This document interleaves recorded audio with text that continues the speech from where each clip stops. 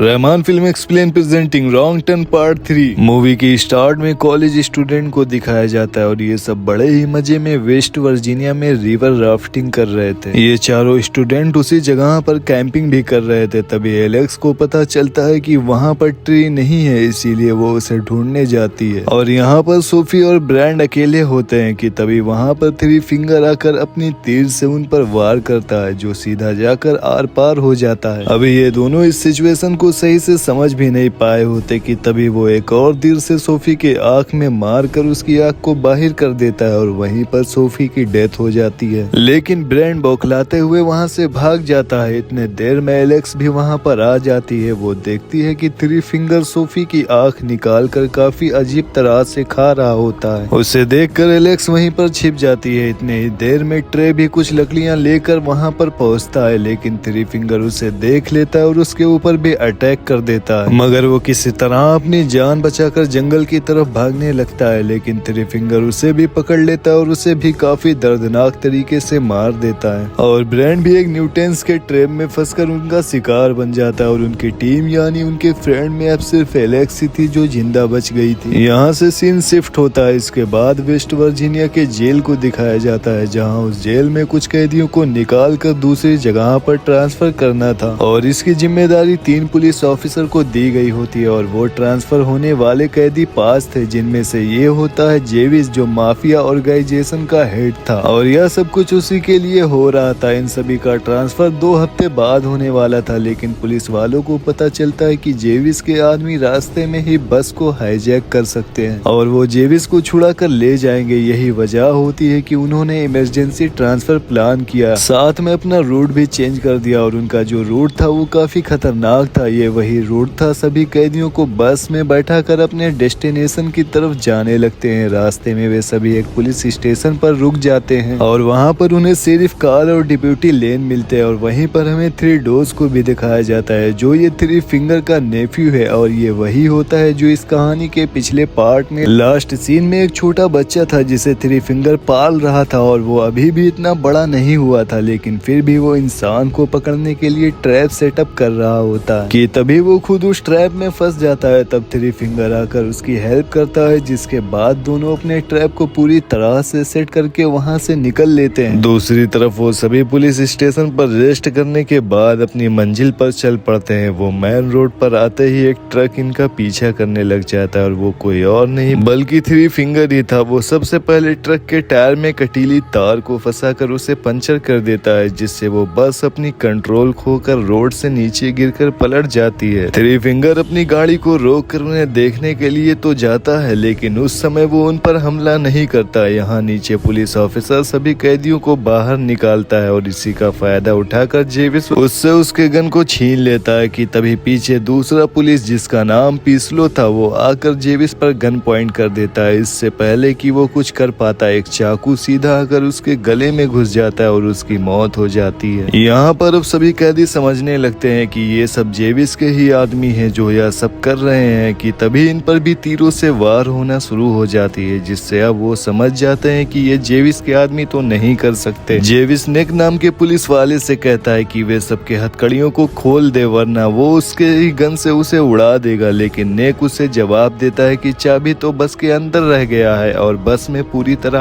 आग लग चुकी थी और वो किसी भी वक्त ब्लास्ट होने के कगार पर था। वोल्टर नाम के एक पुलिस ऑफिसर भी उस बस में जख्मी होकर फंसा हुआ था और नेक जब चाबी लेने बस में जाता है तब वो बिल्कुल ठीक वक्त पर विल्टर को निकाल लेता है। नेक जो चाबियां लेकर आया वो बिल्कुल बेकार हो चुकी थी, लेकिन फिर भी वोल्टर उसे नहीं मारता क्योंकि उसे पता था कि यहाँ पे सिर्फ नेक ही ऐसा आदमी था जो उन्हें इस जंगल से निकाल सकता था। जिसके बाद वो सभी आगे की तरफ बढ़ते हैं कि अचानक से झाड़ियों में से एक लड़की बाहर निकलती है और नेक पर अटैक कर देती है। और वो लड़की कोई और नहीं बल्कि एलेक्स ही थी, जो इस कहानी की शुरुआत में थ्री फिंगर से बच गई थी। वो उन्हें बताती है कि यहाँ पर एक म्यूटेंट रहता है जो लोगों को काफी बुरी तरीके से मारता है और फिर उन्हें खा लेता है, लेकिन कोई भी उसकी बात पर यकीन नहीं कर रहा था। वो उन्हें अपने राफ्टिंग के बारे में भी बताती है। इस बात को सुनकर जेविस उसे उनके लोकेशन तक लेकर जाने को कहता है और वो उन्हें वहीं पर लेकर जाने लगती है, क्योंकि वो अपने गन से उसे धमका रहा था, इसीलिए उसे मजबूरन उनकी बात माननी पड़ जाती है। रास्ते में उन्हें एक बस मिलती मिलती है जो पलटी हुई होती है और वो पीछे लॉक भी थी। जेविस ने को उसकी कैब चेक करने के लिए भेजता है और वहाँ पर उसे उसकी चाबी और एक गन भी मिल जाती है। उस गन को उठाकर वो वोल्टर को दे देता है और जब वो वैन को खोलकर चेक करते हैं तब वो देखते हैं कि वो बस तो पैसों से भरी हुई थी।